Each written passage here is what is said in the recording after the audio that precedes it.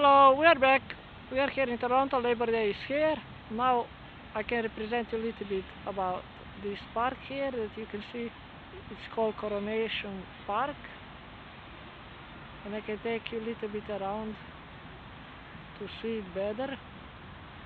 That you can understand what is all about this town. It's about visiting parks. This is very important.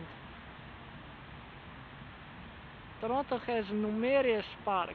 You can see them all around. And it's good to come. Sometimes you have to have peace too. But we have a large number of cultures and you have to be little bit careful which people you want to make friends. Because there are lots of hypocrites in these countries.